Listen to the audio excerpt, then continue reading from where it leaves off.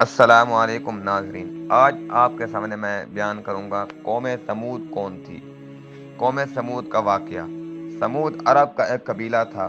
یہ لوگ سمود بن رام بن سام بن نوح علیہ السلام کی اولاد میں تھے اور حجاز و شام کے درمیان سرزمین ہجر میں رہتے تھے۔ کون سے نبی ان کی طرف بھیجے گئے؟ حضرت صالح علیہ السلام کو قوم سمود کی طرف بھیجا گیا۔ حضرت صالح علیہ السلام کے والد کا نام عبید بن آصف ہے۔ قوم سمود کا واقعہ۔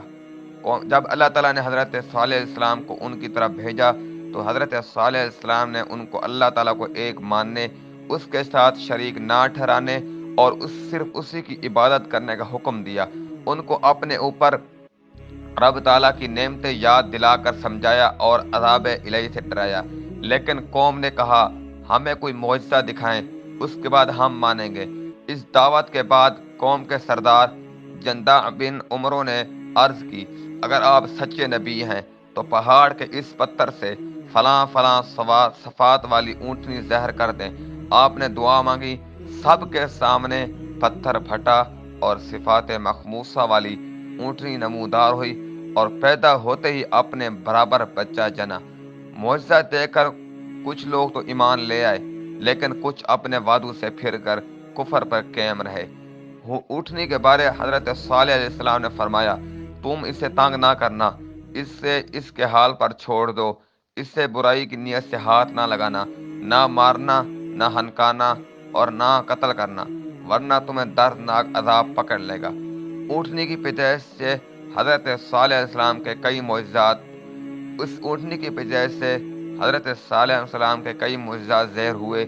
وہ اونٹنی نہ صرف کسی کے پیٹ میں نہ حمل میں رہی، بلکہ طریقہ عادیہ کے خلاف پہاڑ کے ایک پتھر سے اس کی پیدائش ہوئی۔ نمبر 2، یہ اونٹنی ایک دن سارا پانی پیتی اور دوسرے دن پورا قبیلہ سمود پیتا۔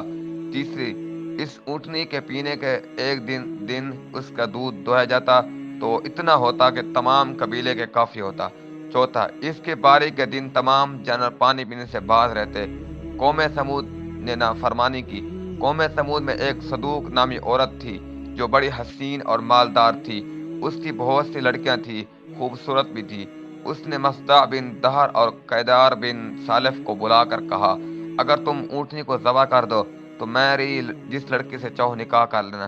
چنانچہ دونوں نے مل کر اس اونٹنی کو ذبح کر دیا، مگر قیدار نے ذبح کیا اور مصدع نے ذبح پر مدد دی، اور پھر حضرت صالح علیہ السلام سے کہنے لگے، اگر تم رسول ہو تو ہم پر عذاب لے آؤ۔ قوم سمود پر عذاب۔ انہوں نے بدھ کے دن اونٹنی کو کونچے کاٹی۔ حضرت صالح علیہ السلام نے فرمایا، تم 3 دن کے بعد ہلاک ہو جاؤ گے۔ پہلے دن ان کے چہرے زرد، دوسرے دن سرخ اور تیسرے دن سیاہ ہو گئے۔